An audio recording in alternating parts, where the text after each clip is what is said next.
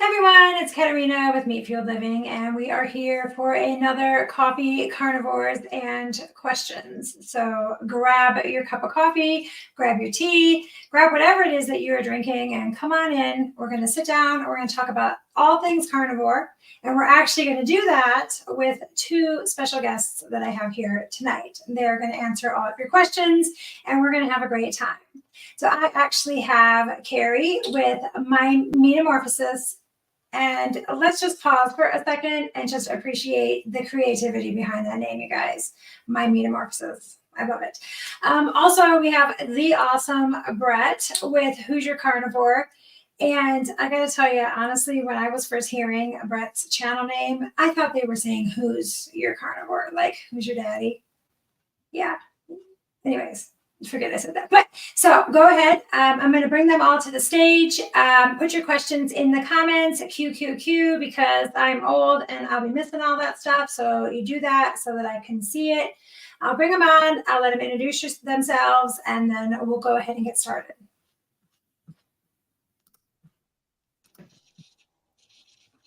Hey, so we can go ahead and just start with Carrie. If you want to introduce yourself, tell your story, how you got to carnivore, and then when she's done, Brett, we'll go ahead and get to you. Sure. My name is Carrie.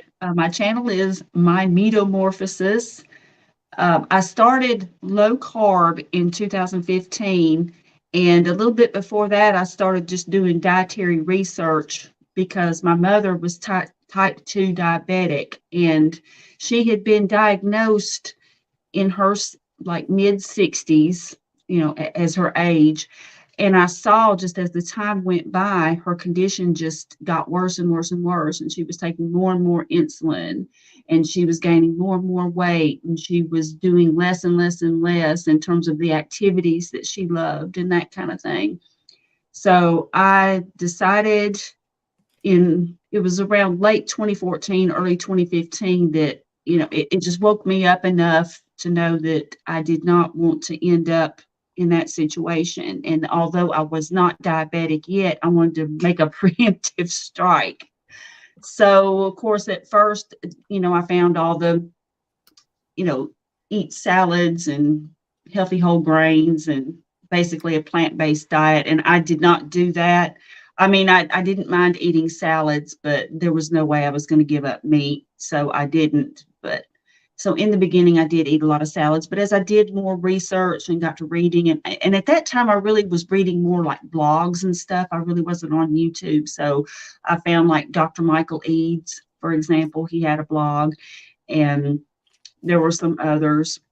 And then so gradually, I just worked my way down as I did more reading and did more research down to keto.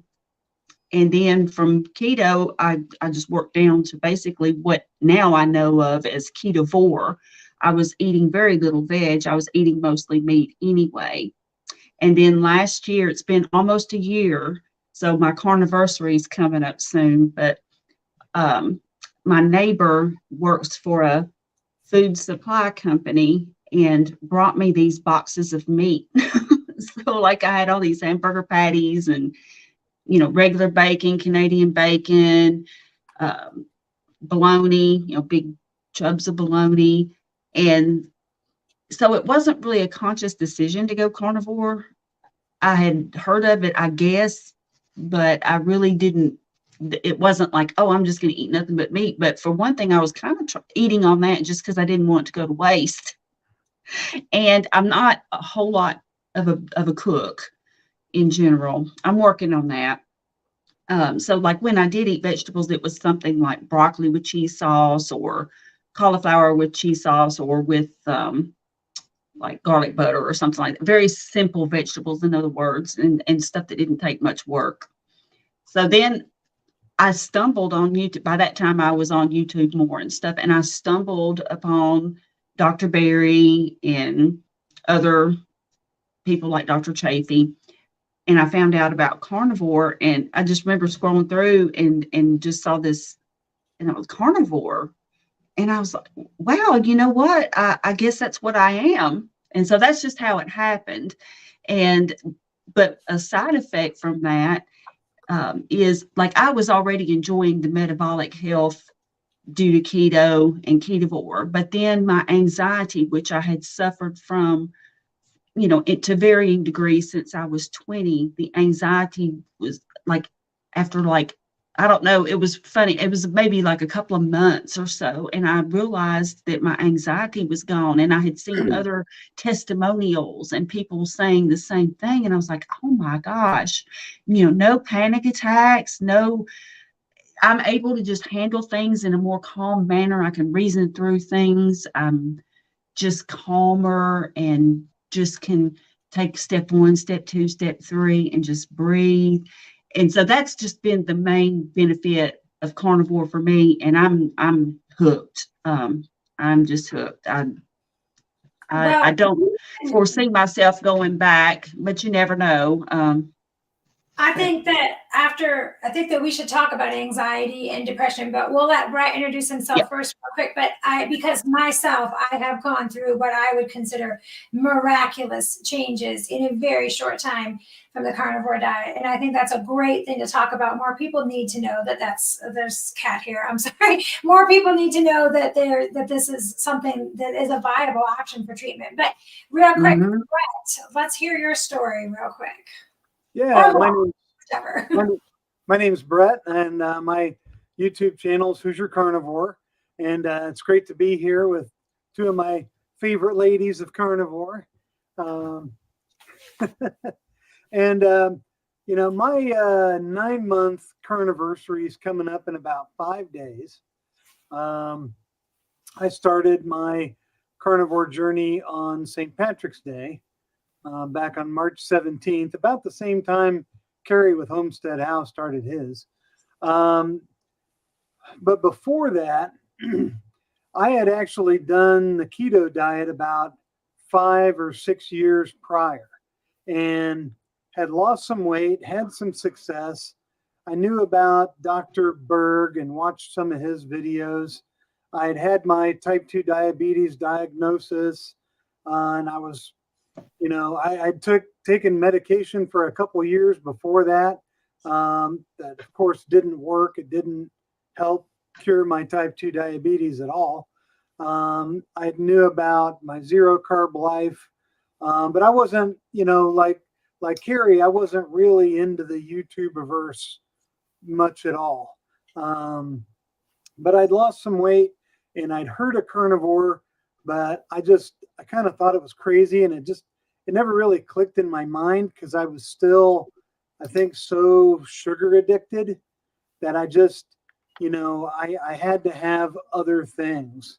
My mind was just wired that way at the time, and the sugar addiction was just, and it ended up taking over again, because that was about the time that all the little keto, sweet treats and keto bread and keto, shakes and cookies and all the things started hitting the market. And of course, I bought them all and ate them all. And, those sweet treats were a pathway back, which I wasn't really aware that I was that sugar addiction was really even a thing, because nobody even really talked about it. But it basically just dragged me right back onto the path of eating the real thing, eating real sugar stuff, back to the Doritos, back to the fast food. And, for a few years, it got to be, I slowly started gaining the weight I'd lost back. Luckily, I didn't overgain and go past where my heaviest was. I kind of stopped it on St. Patrick's Day. I'd kind of had enough and decided I needed to do something. And I started pulling up videos again, and I caught some Dr. Berry videos. And I'm like, you know what? I knew about carnivore. I know it sounds crazy. I'm just going to do that. And I've never looked back. Been down almost 60 pounds since my heaviest. Type 2 diabetes is in the rearview mirror, and I'm due to go back and get lab work done. So I'm looking forward to doing that soon. It's been almost 9 months now. So hopefully whatever roller coaster my blood was going through as I did carnivore, hopefully this time when I go back, I'm going to get some fairly accurate, dependable lab results. And that's what I'm looking forward to. Awesome. I'm really glad to be here. I brought my coffee, and I even brought the stuff to show you how I make my coffee if you wanted to see. Carrie, you're not a coffee drinker, are you? Show me that. I had my 1 cup of coffee this morning, so I have one little Keurig cup in the morning. That's all I have. Well, real quick, my story, just in case anybody's here that doesn't know, and then we can talk about coffee real quick because I always love coffee. But I found the carnivore diet out of desperation in July of this year. I had been for 13 years a whole food plant-based vegan and supposedly eating the best possible way that you can for your body. I continued to gain weight until I became what they called clinically obese. Was it clinically obese? Yeah, because well, anyways, obese. I was obese. My BMI was way too big. I was suffering from IBS, GERD. I had PCOS symptoms. I had horrible adenomyosis and ended up having to have a hysterectomy. I had fatty liver, problems with my kidneys, oxalates in my kidneys. I had interstitial cystitis in my bladder, so painful bladder if you're not familiar with that. I had fibromyalgia and unexplained pain, enlarged spleen. And that's not even everything. I literally was running the gamut of health conditions, all the while ballooning up. My doctors were initially concerned and then eventually, and this is not a joke, told me to put the bag of Cheetos, bonbons, whatever it was that I was eating and get off the couch. That my issues were because I was not complying with what they were saying, that I was not exercising, that I wasn't, I was obviously eating a bunch of junk. And to be fair, I was a sugar addict. But other than that, I was eating potatoes. I was eating rice for a while. I was eating vegetables, and that's what I was doing. And it became so frustrating to me because they weren't listening to me. They thought I was crazy. And then I became so inflamed, and my body had so many issues. My CRP was up. I was having all kinds of things that they couldn't tell me what was wrong. And one day they said, you're pre-diabetic, you're insulin resistant, here's some Ozempic, take this because we can't do anything for you. And I ended up in the hospital. I couldn't walk. I was on a walker for a long time, physical therapy. Still to this day, do not know what caused the inflammation to cause my body to do that. And like I said, everywhere I went, even at home, and this is not to say that the people that love me and that I love didn't love me and support me, but when you become such a burden to your family that you can't go anywhere, you can't do anything, your illness literally controls everything. I had nothing to live for. And then my mother passed away, who was my best friend, the only person that would listen to me, the only person that I could talk to. And I didn't want to be here anymore either. And it's just long story short, because I know that was long. My little boy found me crying on the couch. No baby, no child, no 12-year-old should be comforting a 50-year-old woman, their mother, anybody trying to tell them that it's going to be okay, mama, or anything like that. And it woke me up. I searched some videos on insulin resistance, just something's going to help me. I ran across Dr. Berry. And that was all she wrote. That night I went to Sam's Club. I threw every manner of meat product into my cart that I could find. I had no idea. I laugh about this all the time. I say, it was gross. It looked gross. It felt, it smelled gross. It was disgusting. But I just jumped in and I had no hopes whatsoever that this was going to work.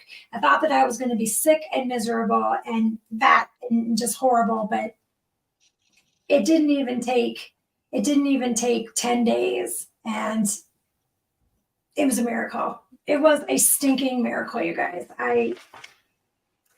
If I could tell this story to everybody in the world and one person Mhm. just try it for 90 days, I swear we could start Yep. a revolution if that person convinced another person, convinced another person. And I bet that that's probably part of the reason why all of us started our YouTube channels. But anyway, Mhm. Absolutely. Ugh. What gets me is how they blamed you for I your know that. for your condition, and you probably weren't even eating Cheetos and laying on the couch and eating a bunch of crap, but they just assume you're overweight and it's your fault. Mhm. That That really makes me mad. Yeah, yeah, And then my family started doing it too. And it wasn't, and again, I'm not ragging on my family, but then I started getting the, oh, well, maybe you should join a gym or, look at this exercise program or moderation. Maybe you need to eat less. And I'm like, I'm eating a potato a day, you guys. What less can I do? And I started kind of having it from all around. And Mhm. I absolutely, and so, Carrie, to talk about the depression, which was actually one of the questions I was going to bring up tonight.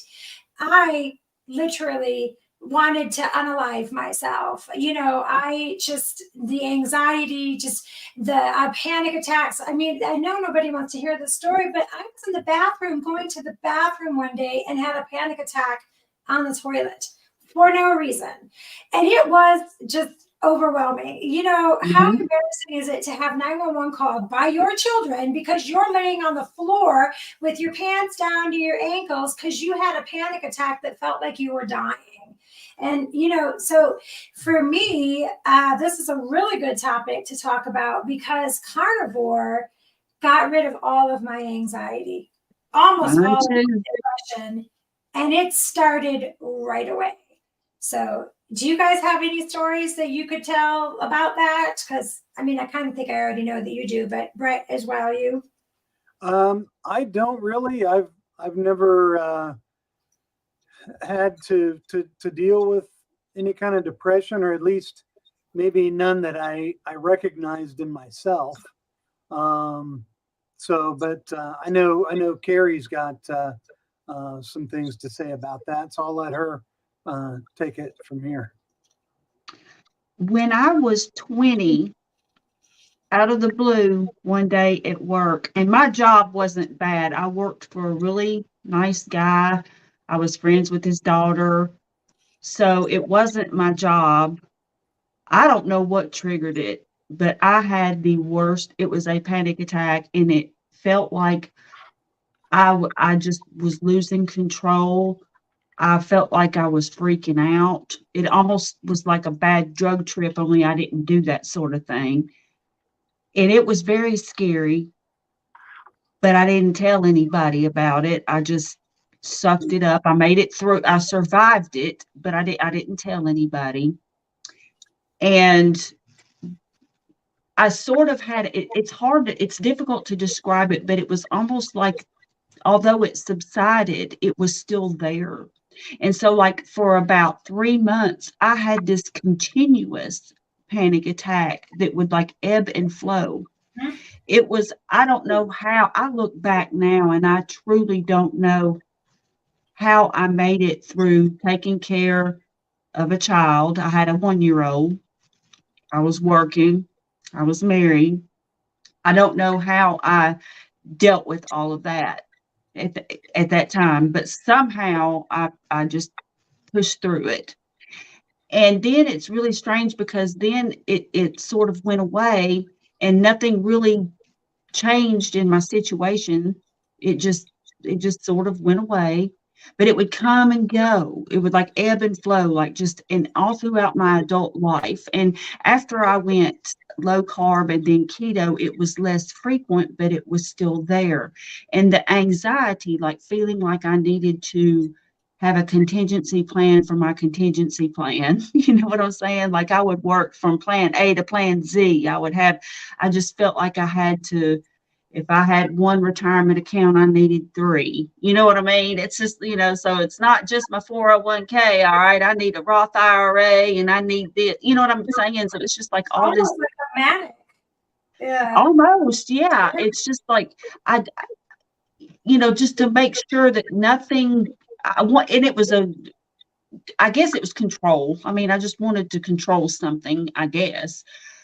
But what is bizarre is after going carnivore, now I'm still a planner, but it's not to that extent at all. And when something stressful comes up, like, or an emergency type of a situation, like whether you have a yard full of water where the water meter leaks, like what happened to me, or the critters eat the wiring out of your car.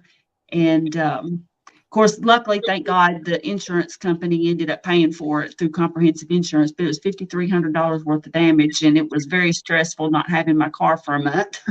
But I mean, there were just various things we had to worry about where my dad was going to live, because they were closing his retirement community was no longer going to be serving people in his demographic.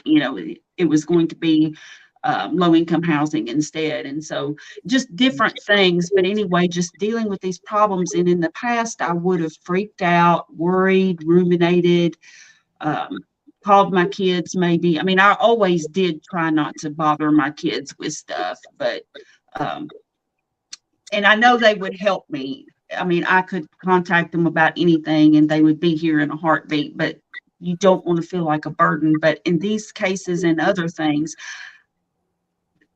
I just dealt with it myself. And it's funny because then you just have this sense of pride, like, yes, I can take care of this. So it kind of builds on itself, but it's that carnivore calm. I've heard others talk about it.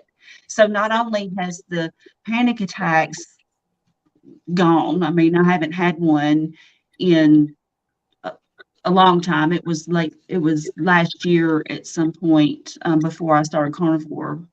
So it's been over a year since I've had one, and my anxiety itself is gone, and that rumination, that trying to fight off the impending doom, that's gone. And I would have never been on a YouTube channel. I would have never put myself out there for you. I never would have put myself out there before.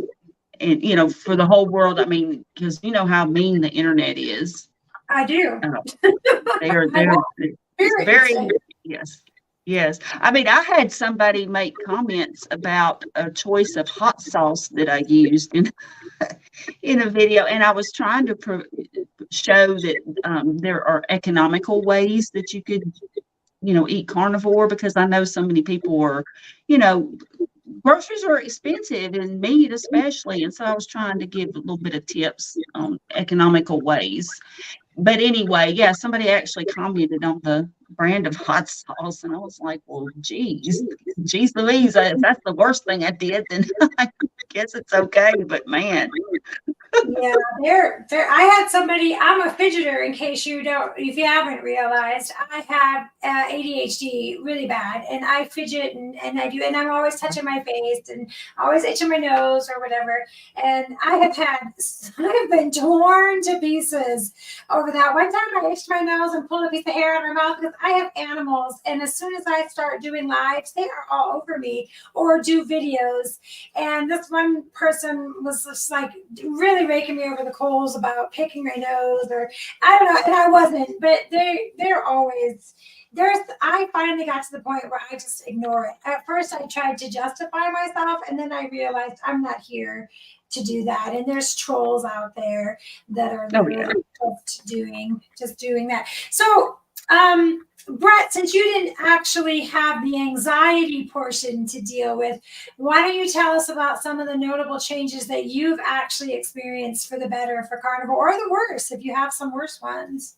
I don't. Well, what Carrie said about the carnivore calm, I have experienced that.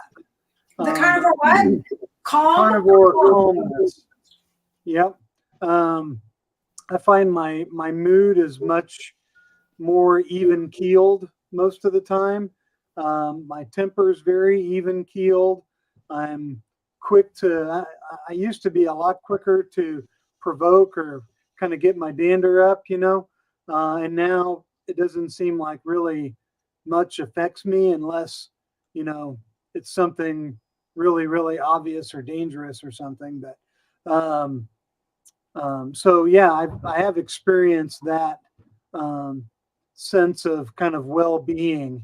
The carnivore calm. It's really kind of the best way to describe it. But some of the improvements that I've noticed, I'm in and out of my car a lot for one of my businesses. I make a lot of stops, and I've noticed that getting out of the car and getting back in the car is much, much less of a chore than it used to be. It used to be like I felt like I really just had to kind of haul myself up out of the car. And now I just kind of turn and put my feet on the ground and stand up, and, off I go.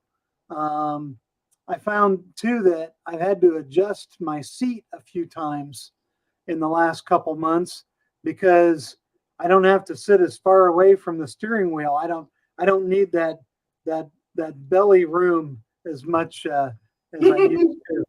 So that's one of the non-scale victories. I used to have some like tennis elbow because I used to do a lot of different competitions, and I'd get soreness in my elbows, and that's pretty well. That's almost completely gone now. Aches and pains, headaches, restroom, is way better than it's probably ever been in my entire life. So yeah, a lot of little things with me. And I lost a shirt size and 2 pant sizes. How many? 1 shirt size and 2 pant sizes, and I'm about almost ready to lose into my 3rd pant size. Awesome. That's amazing. 'Cause that's the big thing, right? We're going to get rid of that fat around our midsection, which I have some way to go. I wonder, sometimes I might miss it because it holds up my pants, but I really won't. So Sweetie Crafting says that they're only about 3 months into their carnivore journey. She says she doesn't know much, but that she can confidently say that this lifestyle change has had some amazing results for her. And Sweetie, if you want to share those, I'd love to hear in the chat. See, and if you're not comfortable sharing, that's absolutely fine. Cast iron. This her picture, it looks like she's kind of got that carnivore skin glow going. Yeah, she does look very glowing. Yeah. Cast Iron Carnivore is in the house from England. Right. Says you got a lot of beef in your background, sir. Just wait, because he's going to have the Meat Locker Lives soon, which I want to be a guest on there. Oh, yeah, me too. I can't wait. We're going to all do meat in our backgrounds, like the Meat Locker. He's going to send it to us. Hanging out in the Meat Locker. Yeah, so I can't wait for that. Look for that. Yeah, dress warm. We'll bundle up. Rich has a brother with Crohn's disease, and would carnivore help him? And actually, it's interesting that you say that, because I actually just saw a short that Dr. Barry did about Crohn's disease and how it absolutely would help with a carnivore. And I just ran across it on YouTube today. So actually, if you search Dr. Barry, Crohn's disease, there's a lot of stuff from him on it. And he does say that it would benefit them. And he gives the reasoning behind it too. And he says it in a way that's easy to understand. In other words, he doesn't like just medical term it to death, but he does explain it so that you could maybe explain it to somebody else, or you could even send them the video and they could watch it. Yeah, absolutely. Catherine wants to know if we drink coffee real quick, guys. Yeah, I do. Not every day, but I do a lot. I generally have 1 Keurig cup, not the, you know what I'm saying? Like 1 cup, and it's, I don't know how many ounces that is, but I have that, and I generally 8, 10, 12 Keurig, and the most Keurig machines let you pick how many ounces you have. No, this is just one of those, one of those little slim Keurig machines. It's just one of the, so it's just 1 cup and you just push 1 button. So, but it's like, I don't know, maybe 8 or 9, 8 ounces maybe. is probably what you get just out of a standard cup. Yeah. So anyway, but I put butter and sometimes I put MCT oil in it too, depending. I So that's do what I use. still drink coffee, and I know a lot of people say coffee is just a water soaked bean, and that is in fact true. And if it ever starts to cause any problems, I will cut it out because I've gotten to the point where I like feeling good. So whatever is making me feel bad is gonna, sayonara. But right now, coffee is not, I'm still losing weight, though I will say that that is not my goal with this. I'm not having inflammation issues and everything is going well. I use heavy whipping cream or half and half in my coffee if I can't find the organic heavy whipping cream. And so far, so good. But unfortunately for me, I drink way too much of it. I drink a lot of coffee in a day. I will go through a pot of coffee myself, and that needs to change. I do know it. But Have you ever put butter in your coffee?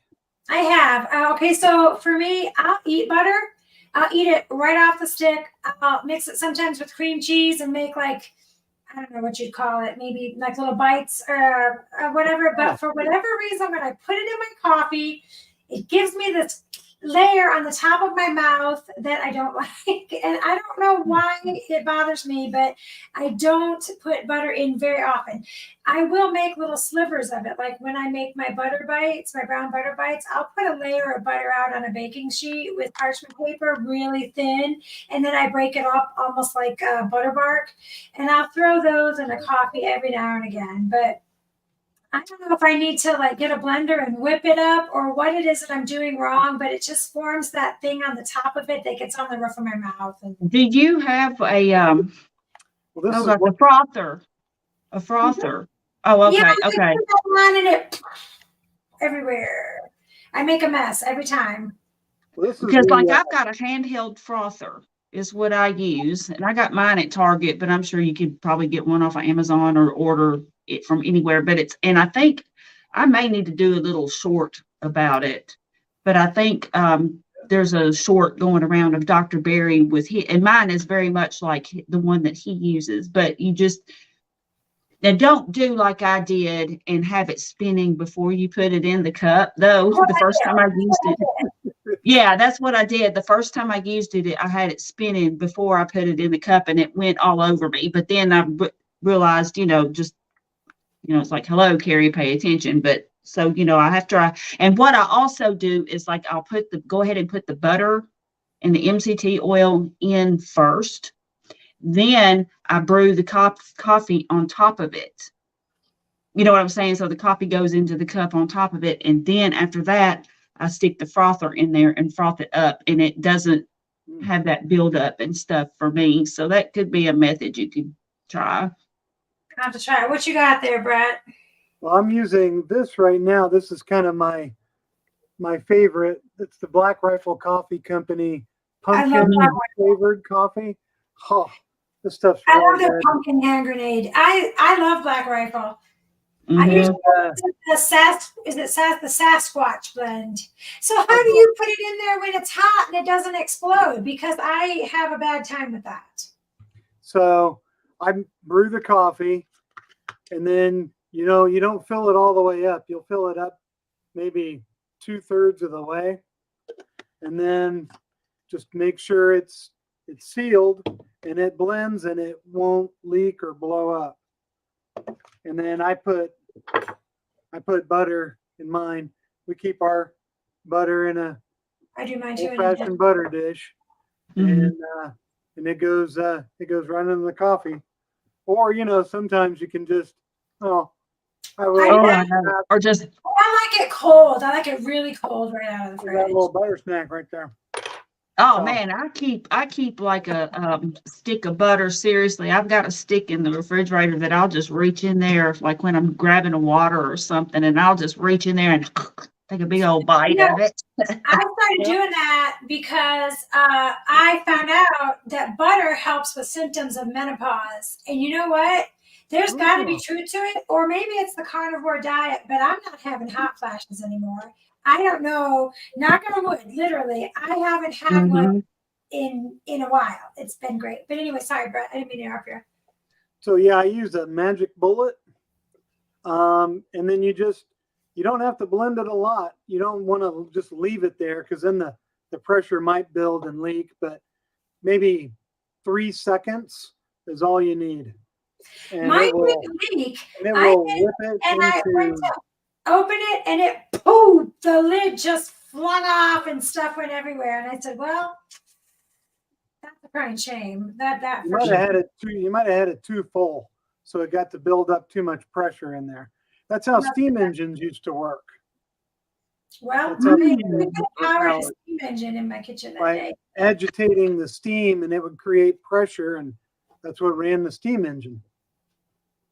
Well, we'll just keep chugging along. Yeah. Anyways, so Sweetie says that she's lost 20 pounds. Amazing. Her skin is smoother, which your skin looks amazing in your picture. So Mhm. scars are lighter, which I'm going to have to look at my scars and see if mine are lighter. Blood sugar levels are much better. Yes, I definitely experience that. More energy, absolutely experiencing it. So she's noticing things all the time and less brain fog too. And tell me, you guys, is that not an amazing thing? You Yes. don't realize what you've been living under until you're not living under it anymore. Yep, it's hard to know that you're in the brain fog until the fog lifts, and then it's pretty miraculous, actually. Concentration, everything. Yeah, that's what I always say. You don't know how bad you've been until you're not anymore, and then you think, how on God's green earth did I survive living like that? Mm-hmm. Yep. Rich, has anyone experienced fatigue, skin issues, or brain fog? Do you mean before carnivore or on carnivore? Because before, yes. On me, no. Right. No, I didn't. Any. Oh, go ahead, Carrie. Oh, I'm sorry. I was just going to say that if you are talking about after starting carnivore, it depends on what you were eating before you start carnivore.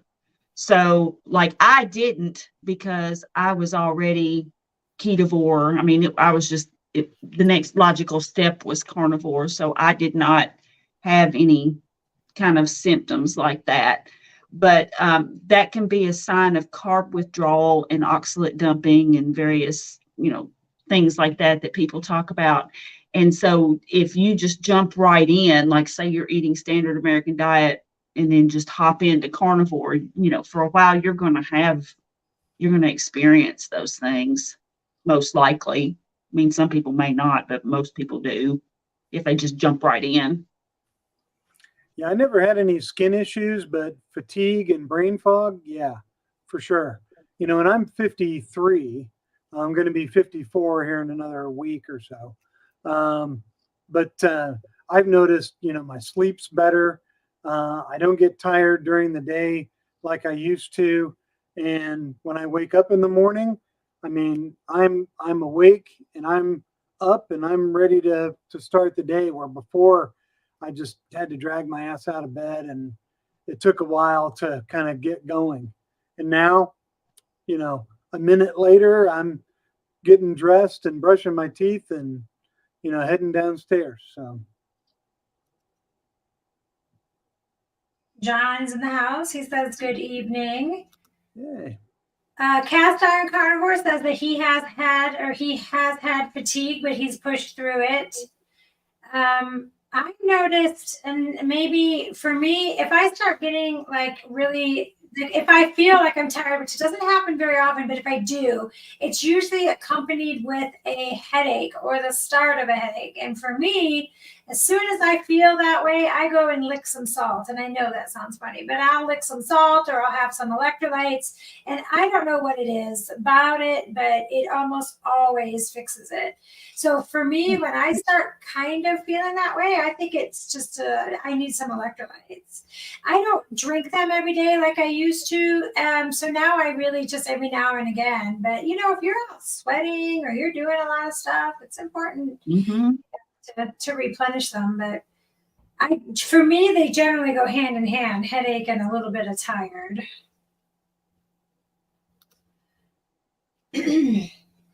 That's a good question right there. What do y'all do when you're eating out? What restaurants do you go to? And what about fast food? So for fast food, my choice, if I do have to eat fast food, I'll usually get quarter pounder patties at McDonald's. They're 100% beef. You can ask them not to salt them. I usually forget, but I salt them anyway because I keep some Redmond's real salt shaker in my car, and I'll have those. But today I was out and about, and I had to stop at a Meijer, and I went to the back, and they have bags of 10 hard-boiled eggs for $5. And I got a bag of 10 hard-boiled eggs, and I sat in my car and ate every one of them. That's what I had for lunch today. Hey, there you go. When I got home. That was actually a good choice too. Yeah, real good Yeah. choice. It was $5, you know. Were they, you know, the best farm fresh eggs?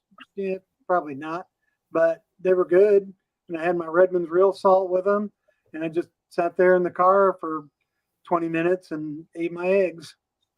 And those eggs are infinitely better than any processed food choice you could have chose. Like I hear a lot of people say stuff about, because if I can afford the organic or the really nice eggs, pasture raised or whatever, I buy them. But your girl is not made of money. So sometimes I have to go and get the 60 eggs from Walmart. And that's just what I have to do. And I don't have any shame in that, because it is still better, way better than anything else that I was ever eating before. So whether they were the greatest eggs or not, I'd have loaded so much Redmond salt on it, I probably wouldn't have even noticed.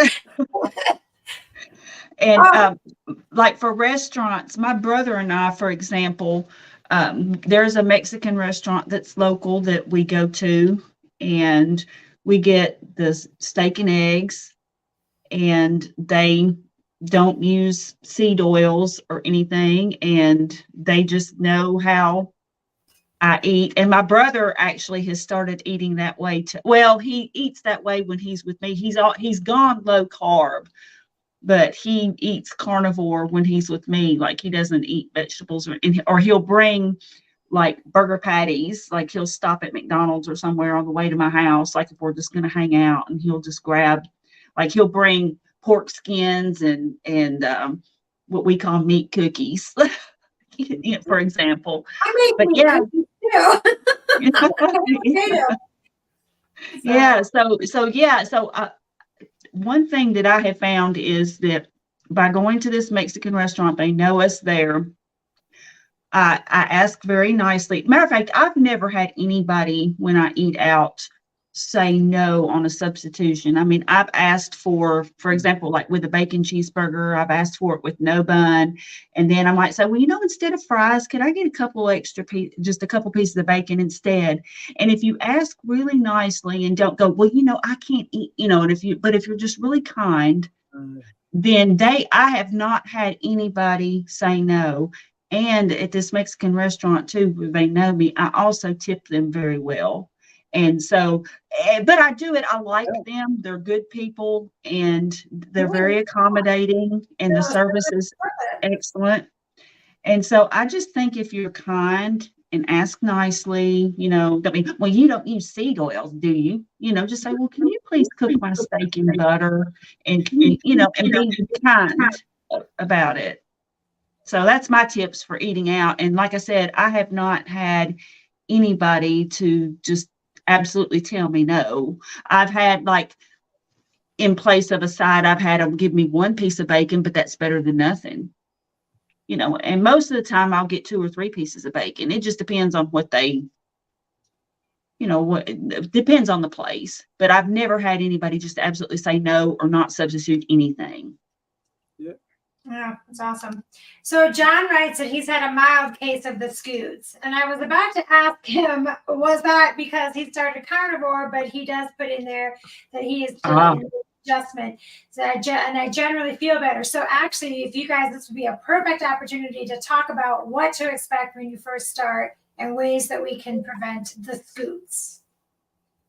Right? You want to take this one away? From the guy's side? All I can tell John is stick with it, because once you get past the looking glass, it's all downhill from there. And believe it or not, it may not seem like it today, but you're about to join the OWPC, which is the One White Poop Club. Oh, yes. This, I didn't Yes. know there was a club, but I would like to have a membership to that club, please. Yeah. Some people call them the ghost poops, because it's like you go and then there's just nothing there. Yep, that is Um, true. So, it'll happen. Give it time. Your body is adjusting. Your microbiome is reconfiguring. You're getting rid of all the old and you're regrowing the new, and it takes time. So give it the time. Don't give up and just hang in there. Yeah, don't assume that because you're blowing up your bathroom that this is not working. Every one of us has gone through that. Eventually, you will learn that you need to replace your electrolytes because in the beginning, you're shedding all of the water that your body has been holding and inflamed and everywhere, and you're shedding the electrolytes at the same time. So make sure that you are drinking those initially. I don't know very often, but in the beginning, do it so that you can prevent the leg cramps and the headaches and the general fatigue. Though it's not going to prevent them altogether, you're still going to feel like crap for a few days, and you might need to up your fats. And you'll know eventually you're going to find a happy medium, because too much fat, you're going to be in the bathroom. Too much magnesium, you're going to be in the bathroom, and not enough, you're not going to be able to go to the bathroom. So, and me, I can tell you from experience, I need a whole lot more fat than I would have ever believed I should have needed. I think in the beginning for me, I wasn't eating enough. But John, stick with it. Stick with it. Eat meat if you're, and I think we've had a conversation in some other lives, ground beef. Eat ground beef every day. If it's confusing or you don't know what to do, ground beef, bacon, butter, and eggs. Eat those and only those with salt and water. It will get you and your electrolytes. You will get past this. I promise. Yep. I'm not a doctor though, so none of us are doctors, but we've all been through it. And you'll know when you're there, at least it was this way for me, because you'll have the scoots and then all of a sudden they'll stop. And then you won't visit the bathroom for maybe a couple of days. And then but don't take Metamucil. You're not constipated. Right. You're not backed up. Because when you start eating this way, beef is the most nutritious food you can eat, and your body absorbs almost all of it. So there's very little waste to get rid of. And me, I only go maybe twice a week. So that's normal. So with the way you used to eat, you were probably going at least once, twice a day. Sometimes people go even more than that if you're eating a lot of fiber stuff. But all of a sudden at least for me, it stopped. And then it was like a couple of days, and then wham, One White Poop Club. It just started. And then everybody panics. I hear it all the time. They're blowing up the bathroom, and then they don't go for days, and they're like, "Oh my God, I'm stopped up." But you don't get stopped up. Your stomach doesn't feel bloated. You do not take anything, because that's the way your body needs to be. I poop maybe sometimes it's 4 days even, and then it's barely any at all. Barely any. So Sandra says that when she falters and uses dairy, when I falter and use dairy or need electrolytes, I get fatigue and weak muscles. But I always wake up at 4 a.m. ready to go. So dairy, you have a problem with dairy then? Fortunately for me, in small amounts, I can get away with dairy. Besides bacon and eggs, what's for breakfast? Pork belly, hamburger, steak, pork chops. You name it. Any kind of meat you want. And I mean, you could even go so far as you could eat, if you're into such things, you could eat cod liver, you could eat sardines. Tuna fish. Yeah, tuna. Whatever floats your boat. Or what most carnivores do is they have a big helping of nata. Yeah, that's right. Yep. You will I'm very rarely, naturally go to one meal a day. Although you guys lately, the last couple, I don't know, week or so, I've been hungry enough that I've been wanting to eat in the mornings again, which is really weird. And I'm not putting weight on, I'm dropping weight. But you do I don't normally eat in the mornings, but now the Yep. last couple days, I don't know what's going on. I will occasionally, but most of the time I don't really get hungry until about noon or 2 o'clock. I didn't eat today until I had I had to take my little one to an appointment. I got back. It was after 1. That's when I ate, and I had pork belly because I mean Mm. I'm doing triple B and E right now only just because. But you know, pork belly's bacon because Brett, I watched your bacon video. Oh, Brett's yeah. making bacon out of pork belly. Making If you guys bacon. want to make your own, he's got a video out there on his channel where he goes through it and how to. Yeah, I mean, okay, so I eat all the pork belly. I could get it, and I'm like, ooh, pork belly. I don't know if I could wait, but It's so yeah, worth the wait. I can tell you that. is it better? Is it better? Oh. Yeah, I'm gonna have to do it. John says he feels hungry right now than he used to, and I mean, that's probably normal. I didn't because I was going from vegan to to meat, and I was sick. Like my stomach was like, if you literally think about meat, I'm gonna retch on you. But I mean, I would think that that's probably okay. Eat if you feel like you're hungry, as long Mm-hmm. as it's meat. Beef, bacon, butter, or eggs. And stop eating when it no longer tastes good because that will happen. It'll Yep. be tasting like heaven, and then all of a sudden your next bite is like, nah, I'm good. And then you're done. Yep. Yep. That's what Dr. Berry said. He said, eat until you're comfortably stuffed and Mm-hmm. then stop and then don't snack. You know, just listen to your body. If you're hungry, have a meal. Don't just like have one egg and, like a little something. If you're hungry, eat a meal, because something that the standard American diet does is it just completely screws up our hunger cues. And then Yeah. carnivore will actually help correct your hunger cues. And maybe that's your hunger cues talking to you, that you're actually hungry. So, eat that beef, butter, bacon, and eggs until you're full, and then stop, and then have a big meal again next time you're really hungry for it. And then think about it. It makes sense because humans are the only animals that have somehow managed to overthink eating. Because really, animals in the wild, they make a kill or just whatever it is they happen to eat. They eat and then they're full and then they don't eat again until they're hungry, but they're eating what their species specific food is. They're not eating stuff like, this manufactured stuff especially is just terrible, and it's not, our bodies don't, quite frankly, don't know what to do with it. So, but if you're eating, animal products, maybe, depending on, if you're eating a little bit of veg or not. Currently I don't, but some people, do like eat a little bit of vegetables and maybe they're ketovore or whatever. But if you're eating though what is meant for humans to eat, which I firmly believe, especially now, I firmly believe it's meat, fatty meat. I believe, our ancestors, the native tribes, all of them. That was the basis of their society, was the great hunt. And, that was a key part of their lives, and for a reason, because that was what they survived on and what sustained them. And also it meant life.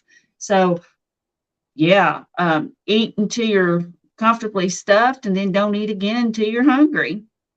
Yep. And as a vegan, I used to eat a zillion meals a day. I was always snacking on something, whatever. Oh, I have a little hunger. I'm going to go get a cucumber.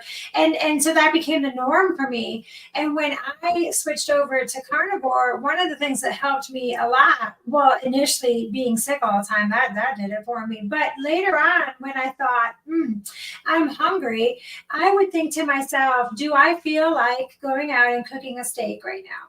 Because if I feel like I want to go cook the steak, put the time into it, and then eat it, then I know that I'm hungry. But if the idea of going out there and cooking the steak does not appeal to me, then I'm not hungry. I'm bored. And that was something I had to rewire my hunger cues in the beginning, because my body thought, oh, 2 hours have gone by. It's time for us to go ahead and go eat. And so, oh, she had put Sweetie says that she drives a taxi for a living. So she eats burger patties with cheese and bacon, or she takes pork rinds, Vienna sausage, and boiled egg chips. It's all great. That's great, because this is a good point. Dr. Berry says you can eat bologna if you have to on a budget. I've seen people eat Spam. And is it the greatest thing in the world? No, but it is still infinitely better than those processed choices that are out there. That's another thing. I have a snack. Well, I eat it for lunch sometimes. Like generally I'll eat twice a day. I'll eat like somewhere around 1 in the afternoon generally. And then I'll eat again like around 4 or 5. And the meal that I eat in the middle of the day is smaller. And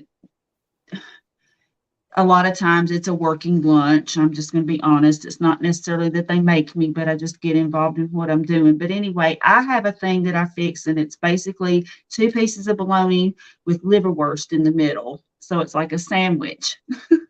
So I did a short about that. And somebody was commented saying that bologna isn't keto. And I'm just like, thank you for commenting. I was just like, but anyway, it's like, but no, I eat bologna and I eat hot dogs too. And I eat Spam and I eat Vienna sausages. I like Spam and eggs. I mean, I don't know if anybody else has done that, but that is freaking delicious. Yes, it is. I don't know if many people have heard of the term eating nose to tail. Well, when you have bologna and Vienna sausage and Braunschweiger or liverwurst, you're basically kind of eating nose to tail, because they put a lot more in there than just pork.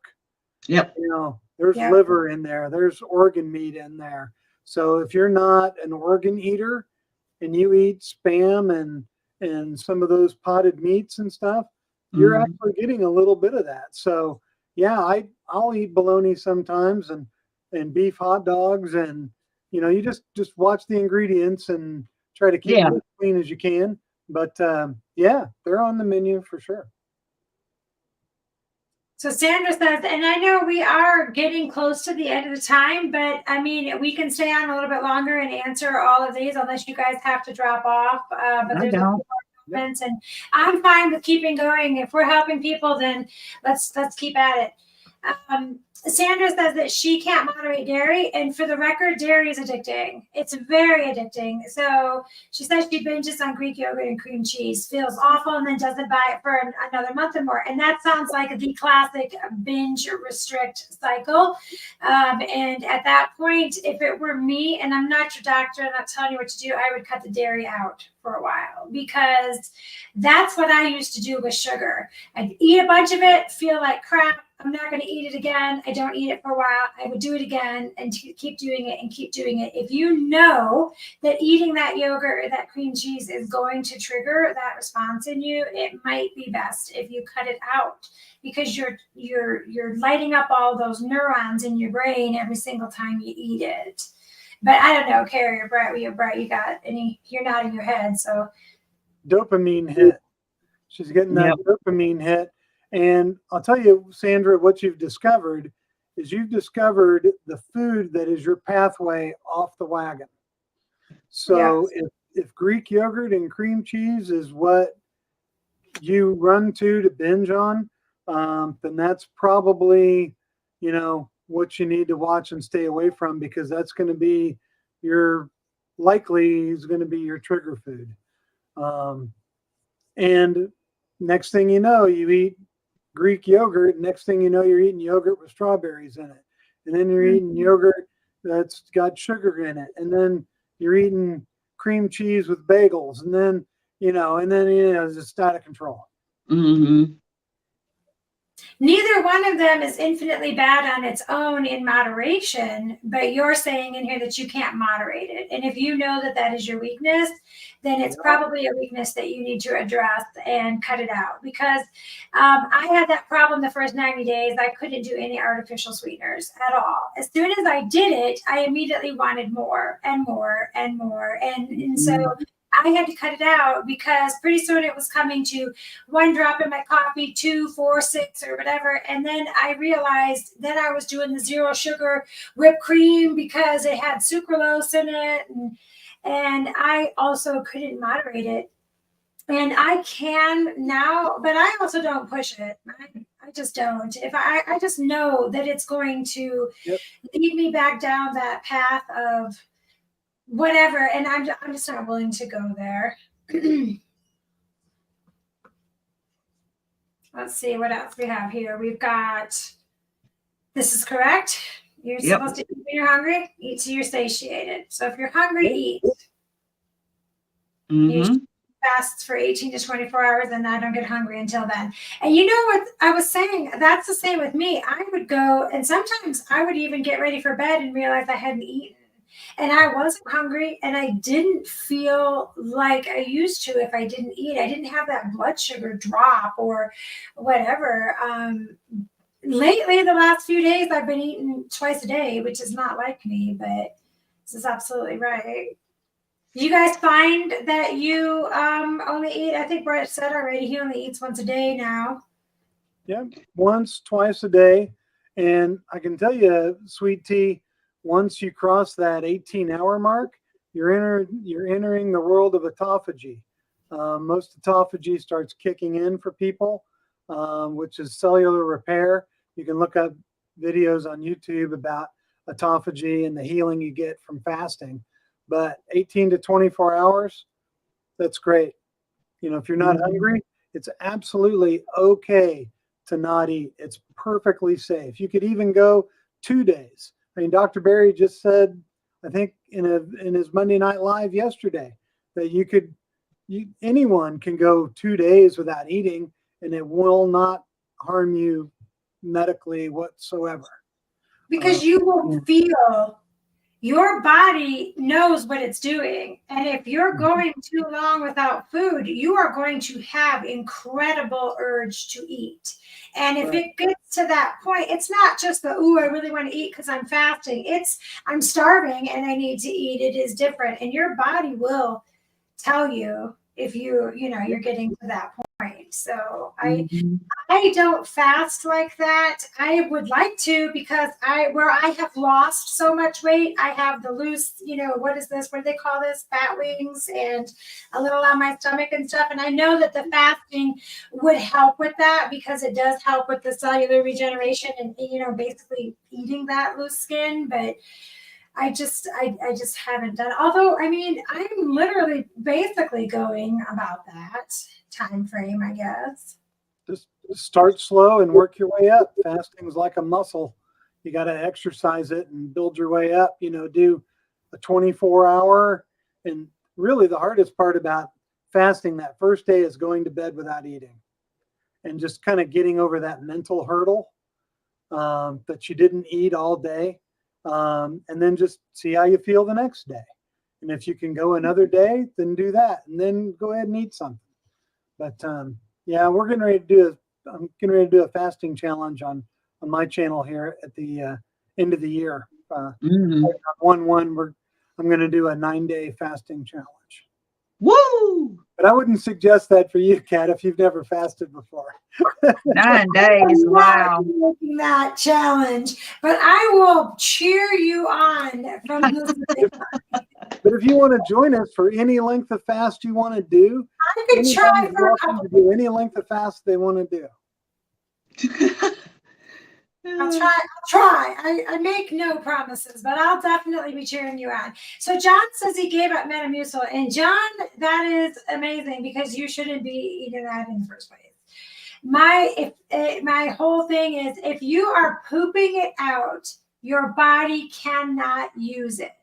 That's what your poop is. It is basically your body took everything that it could from what you ate, and everything else is garbage, is poison. Mhm. You are scooting it, as you said, out.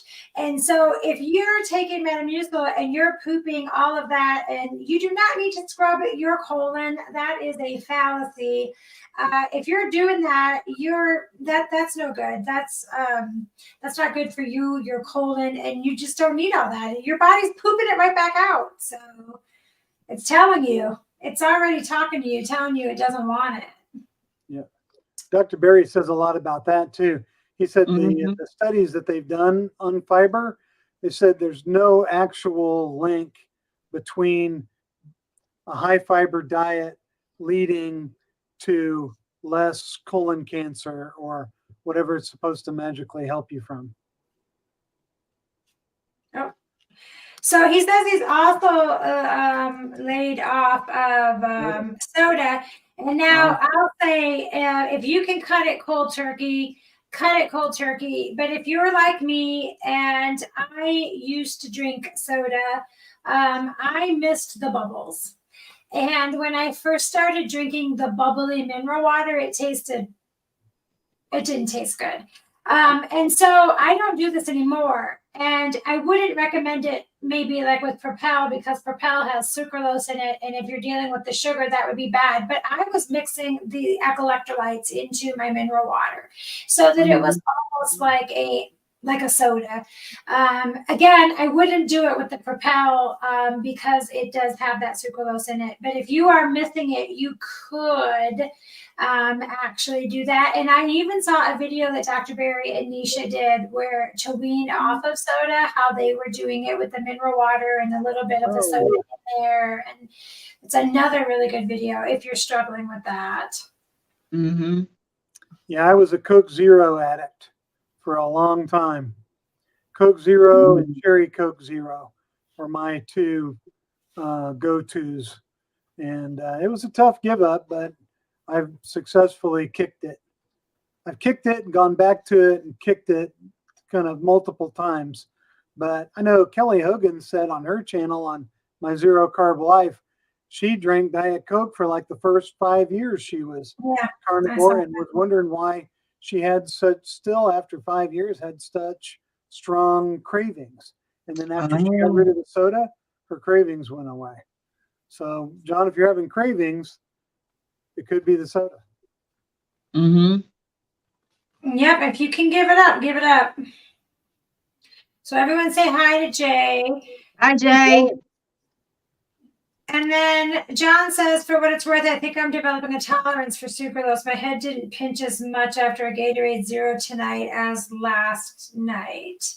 So do you have a problem with artificial sweeteners? Is that, I mean, if you're getting headaches, then don't drink it. If you're getting headaches from anything, don't drink it. That's your body telling you that that's a no.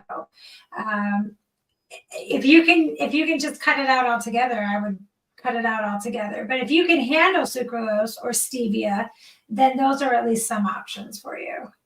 Or switch from Gatorade Zero to Vitamin Water Zero. Vitamin Water Zero uses monk fruit instead of sucralose. Oh, that's a good idea.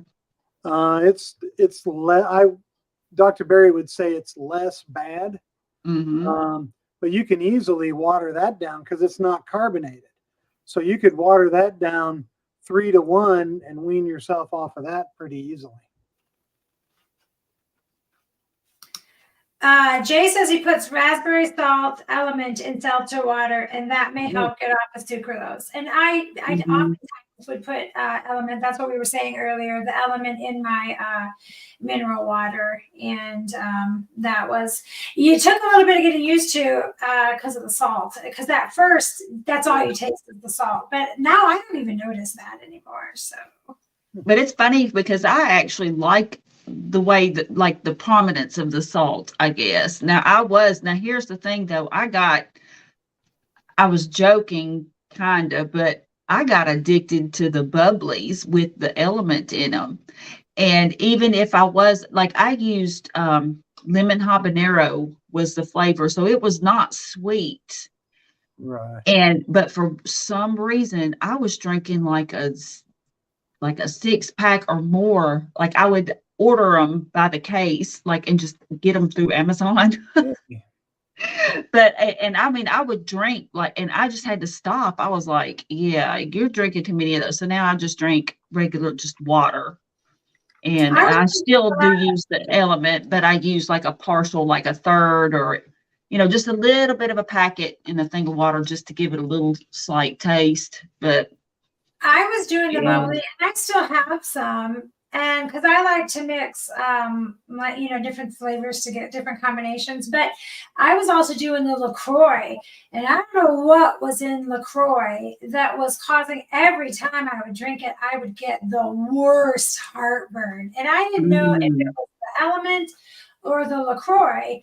And so I started putting the element in Topo Chico, or I do that. I know I always call it like the wrong thing. It's Death Water or Death Wish or some whatever, that mineral water, and it doesn't give me the heartburn. So whatever was in LaCroix, it gets me. So Sweetie says, I'm still so new to this. I'd probably just try a few days, maybe 2 to 3, but I'm up for a challenge. You'll have a fellow faster. Yeah, well, me and you both, Sweetie. We'll both do it for a couple days because I can't hang with Brett. He's outside of my league, evidently. Okay. Matt, you mentioned that. You mentioned that Death Wish.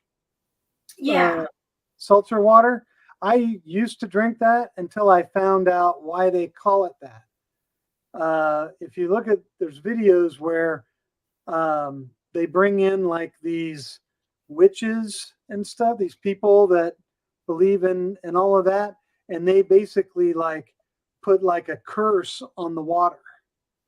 They do like these chants and different things in the warehouse with these. No, you're kidding, right? Water, and they're like trying to put like some type of witchcraft hoodoo on the water. So I'm like, I'm not gonna drink that stuff anymore. Are you telling a fib? No, absolutely not. Carrie, we're gonna have to Google that. Oh, yeah, yeah. So look, even he says seriously, I bet he's asking about you because literally, are you kidding? Because look at he's laughing. I think he's joking. No, first. A buddy of mine who has a big YouTube channel, he's a Christian, and he used to drink it all the time, and then he made a video about it on his channel.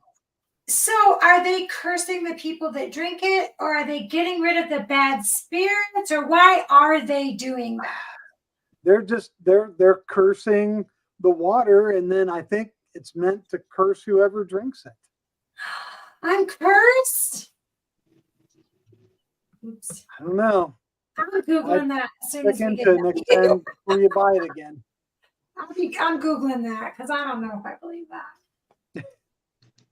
Sweetie says she has 0 sugar, drinks every once in a while, but not every day, trying to wean out soda. So that's one of the roughest ones to get rid of is soda. It's good. See, Carnivore Crusader, cursed water, great. That's what I'm saying. What? Yeah, that's, John says what we're saying makes sense. I don't know if he's talking about the cursed water or if he's talking about something else that we were talking about. I'm going to be Googling that. Somebody Google that real quick. Let's fact check Brett. Let's see if I missed anything. Did I miss anything? Do what? What's the name of that drink that it's like Death Wish or something? Is it Death Wish? There's the only one I've heard of was Liquid Death. Maybe that's what it is. It's something death. And I don't know why I cannot remember it. I hadn't heard of Death Wish, but Liquid Death is the one that a lot of people swear by. That's the stuff. I think that's it. It has like a skull. A skull on, yeah. That's what it is. So John says he keeps salt tablets in his lunch pail. That's a good thing to have. I don't know what salt tablets are, but I keep salt in my purse when I feel a headache coming on or whatever, or if I don't have it. I don't know what a salt tablet is, but a tip too is Redmond's sells salt crystals or salt rocks, and so you can buy them. And I think I think it like 5 or 6 of them came in a bag. I don't know. Like I gave one to my grandson and one to my daughter, and kept a couple for myself. And every now and then I keep one sitting in here in my office, and then I'll just periodically, reach in the drawer, grab it, lick it. Well, they've got, just- now I they don't- used to have the short, squatty little Redmond salts, but now they look like almost like chapsticks. They're about the size of a little chapstick. And when you order the Mhm. box, a little, not the crystals, but they have the little shakers, and they come in just like a little small box with these like little chapsticks. Yeah, So an it's nice to individual get. size. Mm-hmm. Brett's Like a over there. personal shaker. So look, he's got it. Now, Brett, now come on, we're kidding around, right? I can't see It that. says, just in time for Halloween, Canned Water brand Liquid Death hired a practicing witch to cast a hex on its October stock. And then there's another one saying they hired an actual witch doctor casting a spell on the company's entire inventory of product. But what was the spell for? I don't know. It couldn't have been good. I don't know. It wasn't a Catholic priest, blessing the water. So, or any kind of, priest or. I'm gonna have to do some research on that, Brett. I'm coming on your live when you do your live, and we're gonna talk about this some more. I'm gonna do some research and find out what that is, because that's so Rich says we're all doomed. Yeah, if you're drinking it, you're doomed. And I just had one today, so who knows what I'm gonna be doing later. I'll have to tell my daughter that's why she had a bad day. She drank the juju water. A little voodoo in that. Yeah. Gosh, Brett, you're like a vat of knowledge over here. Have you ever heard of a witch summoning demons and trapping them inside cans of water? Who's calling A it? real witch summoning demons and trapping them inside cans of water. Inside this very warehouse sits the entire inventory of Liquid Death mountain water. Each can is about to be infused with real demons. Oh, joy. There you go. All right. Well, if I start doing some weird stuff, So my business. it may all just be marketing bullcrap, but Sure it is. Yeah. Well, if you're trying to entice people to drink your product, wouldn't you want to, instead of casting like evil demons in there, why wouldn't you do like a money, wealth, prosperity spell, like Warren Buffett bless it or something. Yes. Right? Something like Oh my goodness. All right. Wow. Let's see if there's any more questions here, because if not, this is a good one. This was fun. Brett, this was a lot of fun. Yeah. The Tiffany says the demons can help with that. Help with what? Help with what, Tiffany? What can they help with? Because I'm about to go drink one tonight. Somebody says, he says, oh my God, Warren Buffett water. Or Elon Musk water. How about that? What does that taste Well, like? heck yeah, I'll drink that too. Oh, here's a question for you. This is a good one. So I'll tell you what, Thanksgiving was rough enough. What are you guys eating for Christmas dinner or Christmas Eve? Before you answer that, Carrie, this one's specifically for you. Oh, I'm from Nashville, Tennessee. Can't you hear that in her drawl? And Yeah. her sweet little accent? You know what's funny? My mother is was from Nebraska, and my dad is Canadian.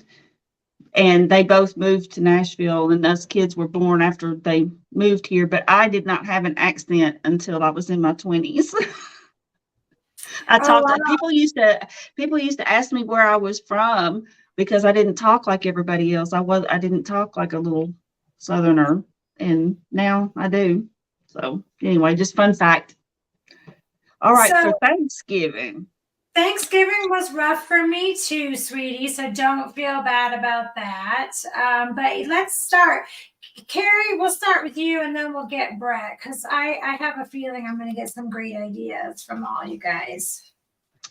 Well, I am going to on Christmas Eve. I make chili that is beanless, and I do put tomatoes and onion and stuff in it. But that's my specialty, really. I don't cook much of anything else, but I make a mean chili.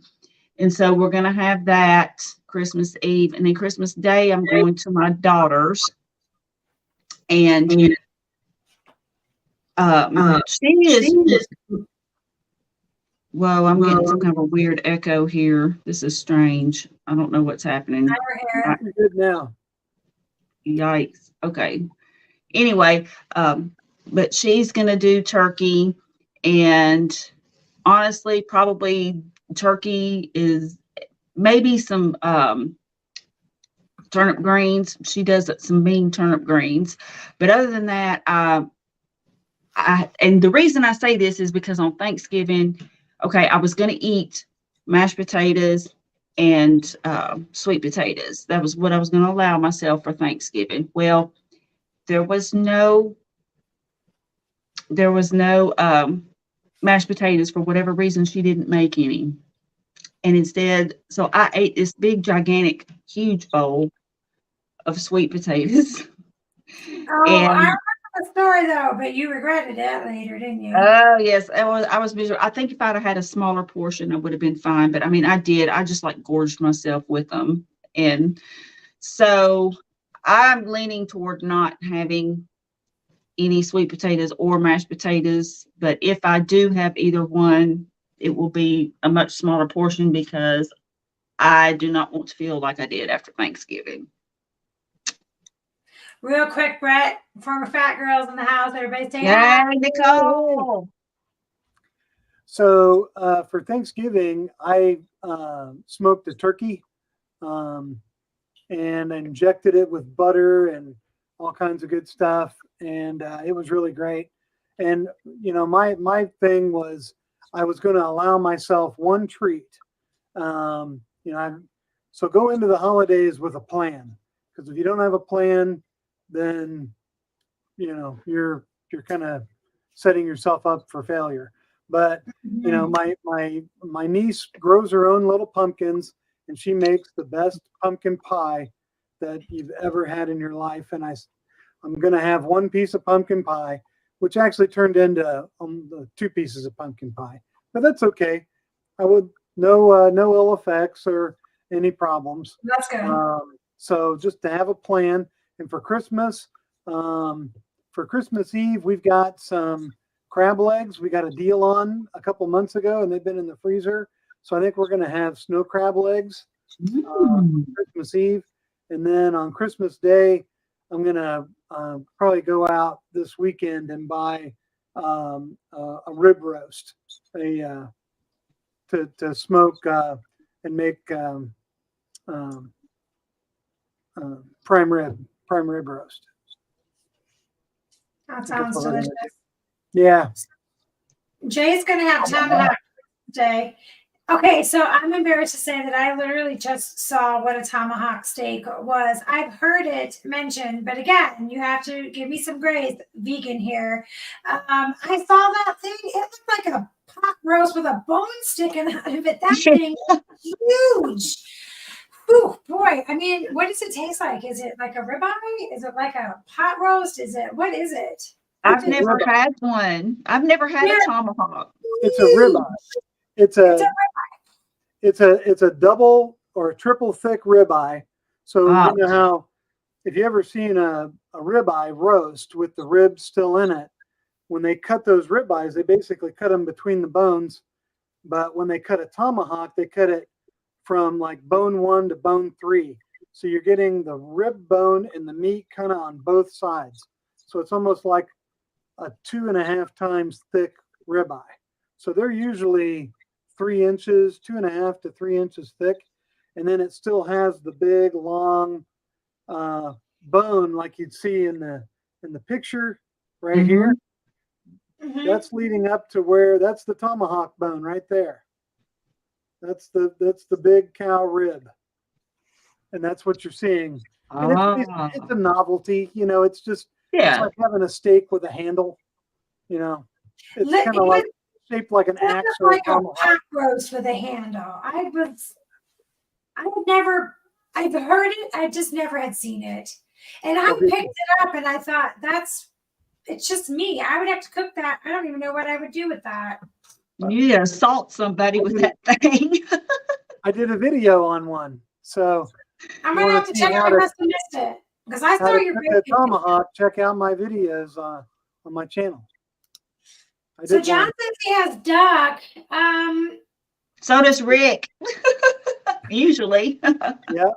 So is it I don't know that I've had duck eggs. I've never eaten duck. I ate goat.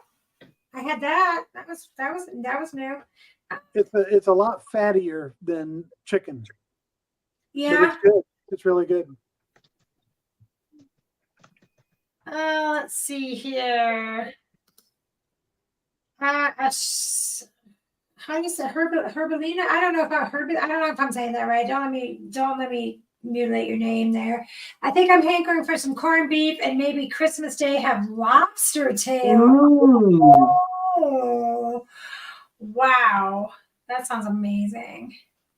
I don't know what we're gonna do. I think we're gonna do prime rib. I'm hopefully not going to ruin it. I don't know how to really do too good with that, but I have cooked prime rib for people before. I just don't know, what it's like. So I'll probably do that, and I think that's it. I can't really eat any sides. I had a little bit of stuffing over Thanksgiving, and I also had a little bite of mashed potatoes, and I had a little bite of banana pudding. But the problem was is I got really sick right after Thanksgiving, and I felt horrible leading up to that. And so I don't know if the I felt horrible part was from eating that food or from being sick, because I got really sick right after Thanksgiving. So I don't want to Go on Nisha's channel and look at some of her recipes and maybe make some carnivore sides. But I thought she had a carnivore stuffing one, but didn't she still use cornbread? I think it's I don't still remember. cornbread in it. No, I don't think so.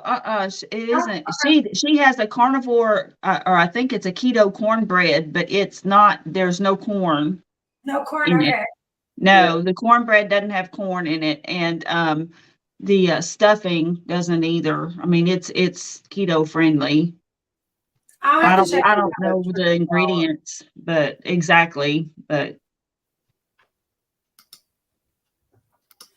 So, okay, let me see if there was anything else real quick. John says he's sticking with coffee. Are you sticking, or I'm sorry, I thought that was John. I'm sticking with coffee, Santa Madre, for Christmas or just in general? Because, I mean, Brett and I are both right there with you.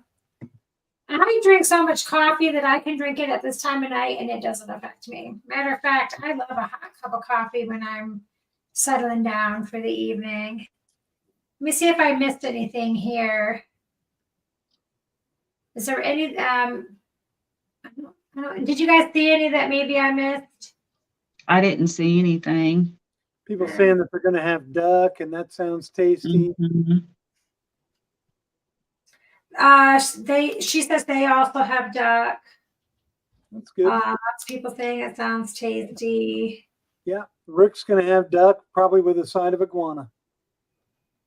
This is a really good question. If you guys want to continue to stay on, we can keep staying on and keep talking. But this is actually a really good question when it comes to stress eating. And I'll let Brett, you want to handle this one first? Well, I never really experienced the stresses and kind of the, depression issues or anything like that since I've been on carnivore. But I do experience a lot of cravings still. I'll just all of a sudden I'll see a commercial or pass a sign or a place or get a whiff of something in the air and get a craving. Yeah, I'm basically I've gone long enough now with no cheating that I don't think there's really anything that's going to be enough to allow where I would allow myself to cheat. Unless it's something I I'm planning for, like the pumpkin pie. Yeah, Stress eating is a thing. I am a weirdo. I have always been naturally slim. As a teenager, I was very, very thin, and I basically, like for a long time, pretty much ate like every other day. Hmm. So I Really? was sort of, yes, yes. Like I would, if I ate like 2 days in a row, it would be very little on one day, and then the next day I would just eat like a lot. I don't know. It's my eating habits were just really strange. And so if I was ever stressed about something, I had the opposite problem. I couldn't eat. The thought of eating would make me want to throw up. Hmm. And so if I were under a lot of stress, I just couldn't eat. So I'm sorry, I guess I went around the block to cross the street to tell you that I can't really identify with the stress eating thing. Well, I can, because for me, food was comfort. If I had a really bad day, or just a hot cup of coffee and a little snack or something, it was comforting to me. And when I got stressed out, or things were just like really hairy for me, I would sometimes use food as, okay, I'm gonna unplug for a little bit, and I'm gonna sit down, I'm gonna have myself a little meal, or whatever, maybe read the paper, do something like that while I'm eating. And that was kind of like my way out. And what is nice about the carnivore diet for me is I have a completely different stress response than what I used to have. First off, I don't get stressed out as fast or as easily as I used to. Before, it was like that. I didn't handle any kind of situations. And so I technically, what do they call that? A hair trigger or whatever. I don't have that issue anymore now that I've been on carnivore as long as I have. And it is easier for me to handle the stress without turning to something that is a comfort thing for me. But still, when I've had a really bad day, I still go for a hot cup of coffee with some heavy cream in it. And I don't know, it's just, to me, it's still kind of alleviates that, or gives me that comfort. I don't know how long you've been doing carnivore, if it's something, beginning, but for me, I just have a cup of coffee, or maybe it's a hot cup of tea for you. And I definitely don't allow myself to placate the stress with food anymore. If I'm hungry, I eat. If I'm not, I don't. And I don't eat food to to help cope with those things. That, I don't know if that answered your question. Kind of like Carrie, I went around the block, up the street, back down the corner. I don't know. I don't know if that answered anything. We have two people from North Carolina in here. That's weird, though. That person is like typing in the same thing that John typed. Do you see that? So something's weird. Oh yeah. Whose channel are they on? Is that mine or your? Oh, it's a bot. What is it? A bot? I don't know. So That's that just bizarre. I don't. Let me see how. I don't see that. So I can see it in this main chat here, but I don't know how to remove those. That just showed my banner now. I don't know. I'm kind of new at this, so he says he's been doing it for 7 months now and still dealing with stress eating. It's an issue I've dealt with all my life, and I'm still working on it. And I do think, yes, I think it's in my chat, but I don't know how to block that person. There is also Carnivorous Me, Amanda. You might want to check out her channel. She has dealt with stress eating, and she is carnivore, and she has lost well over 100 pounds doing it. And she's still got more to lose, but she's been sharing her journey, and her material is very good. And she does talk about stress eating and stuff like that. So you might want to check out her. Adorable. Yeah. She is adorable. Yep. She's great. She just makes you, when you watch her videos, she just makes you feel like you guys are like best buds and you've been hanging out the whole time. Yep. She makes you smile. Well, most of the time. A couple times she's had sad stuff, like about her doggies. One time she kind of made me sad, but she That's bounced kind of back. my vision for my Meat Locker live hangout. Just kind of a bunch of friends, Mm-hmm. casual talk, kind of like this, Yeah. I love this community, and I wish that I lived closer to all you guys. I mean, because I don't think there's anybody in the northern Colorado area yet. I mean, there's a bunch of people talking about some get-togethers in Nashville and stuff like that, but I think that it would be so neat to just get together because you guys are all becoming like my friends, like my family. Yep. It's really awesome. Absolutely. Okay, so he says he's in North Carolina as well, but I don't think he's a bot. So, No, he's got a Yeah. YouTube channel too. Yeah. seen But his I stuff. don't know what that Santa Madre was. That was just bizarre because it was repeating everything that. Oh, gangbanger. Oh, it's geez. the same thing as John. So let me. I think the guy you banned was legit Santa Madre, but Well, gangbanger guy is the bot, I think. well, but Santa Madre was repeating what John was saying. Oh, Yeah, So see, now we've got I a didn't see third it. one. or You know, Jay. No, Santa Madre was Or Jay. repeating- Yeah, it was Jay, this I one's think. Yeah. repeating, John. Huh. I don't know. We're almost It's weird. Yeah. That's so weird. I'm Nightbot. I don't know what that is either. So I've never had any kind of trolls or anything in any of my stuff before. So this is the first for me. So I don't know. Well, if Nightbot's got a question about Carnivore, we're happy to. Where do you see that? I don't see it now because he's been banned and comments removed. So I didn't ban him. I banned Gangbanger and Santa Madre. okay, I think you're good. She said, Yeah, that's right. Nicole says, you made it once you get a troll. well, There you go. you guys. You're in the big leagues now. That's right. Well, I'm not sure. I don't think Nightbot was on mine. I think that might have been one of you guys's. I don't see that one at all. But in any case, we don't have to keep just messing with that. So does anybody have anything else? Like any questions I didn't see in the chat? So I guess we could I've had a few in my live streams. They're funny sometimes. Well, yeah. I guess. Anyways, I know we've been going for 42 minutes longer than what we originally planned, but I was having a really fun time. I really appreciate you guys being on here.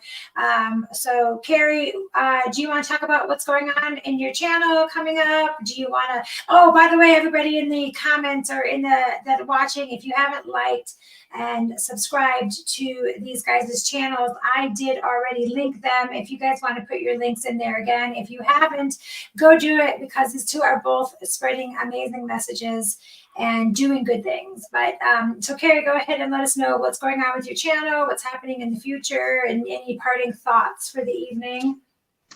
Oh, I've got several interviews scheduled, and of course, I'll be streaming those from my channel. I mean, I'm not doing the interviewing, I'm going to be on other people's channels. And I'm also working on a sort of a ancestral health type of series because the more I've gotten to thinking about it, the more that I realize that it's not only our modern day food, but so many other things that are causing just stress and poor health with our lives today. And so I'm working on some other videos along that lines that can maybe help us to sort of reconnect with our things that our ancestors might have done that our bodies and communities miss today, if that makes sense. And then I also am going to be experimenting with cooking various things. I've already done a couple of cooking experiments with, well, I say experiments, I mean, I was cooking, but with my Ninja Foodie, and one was a disaster. And it was burger patties of all things. And I mean, and they came out like burnt hockey pucks. I mean, it was That's what pork chops do to me. so anyway, so it's just stuff like that. And so please come in. And I also like sprinkle my love of rock and roll and heavy metal. I'm an 80s child, I and saw your t-shirt design, the yeah. one. Yes, I've got that. And sometimes I'll do Meat and Metal Monday. If I log off work early enough to do it before other people start streaming, I'll do Meat and Metal Monday. That's my little logo for that. So that's my little meat and metal is happiness. So anyway. Love it. Awesome. Brett, what you got going on? I better be seeing an invite to the meat locker soon. Yes. Yeah, I'm working out some, trying to figure out like a day of the week I want to do it. Good luck with that. I stopped moving to Sundays. Try not to, intrude, or, I don't want to go up the same time Dr. Barry's live or anything like that. Thursdays seem okay. Thursdays, well, might do Thursdays. Because I was going to do Thursday or Friday or Sunday, but I'll be moving to Sunday. So don't take Sunday. So yeah, gonna get that going with the Meat Locker Hangout, and just made a new video on making bacon, and I'm gonna do probably another video just like on basic grilling and grill care. I made a video recently on cooking with cast iron. I bought a sous vide, and I've used it a couple of times. I don't know if you guys have ever used a sous vide. I've never used one, but it's really, really good. Good thing to try. So yeah, I'm just looking forward to making some new videos and content, and get the message out there, and hopefully somebody will give it a try and have some success, and can take something from what I've experienced and what y'all have experienced too. So, and Absolutely. It's who's your carnivore, not who's your daddy. Look, I'm embarrassed about that, but it's a true story. I was like, who's your carnivore? What kind of play on words is he doing? I dig it. Stupid. Anyways, I'm so stupid. But anyways, I am going ahead and I'm going to end this. I really appreciate both of you guys being here. I'm going to pop you into the lobby real quick, and then I'll be there in just a second. All right. Night, everybody.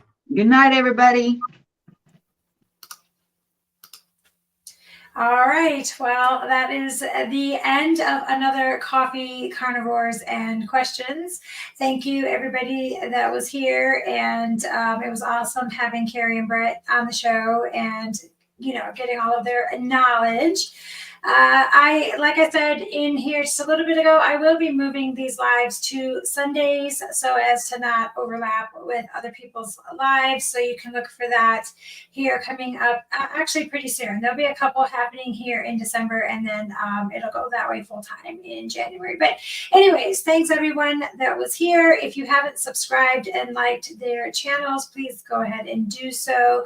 Hope you have a wonderful rest of your evening. And until we talk again, make sure you eat your meat.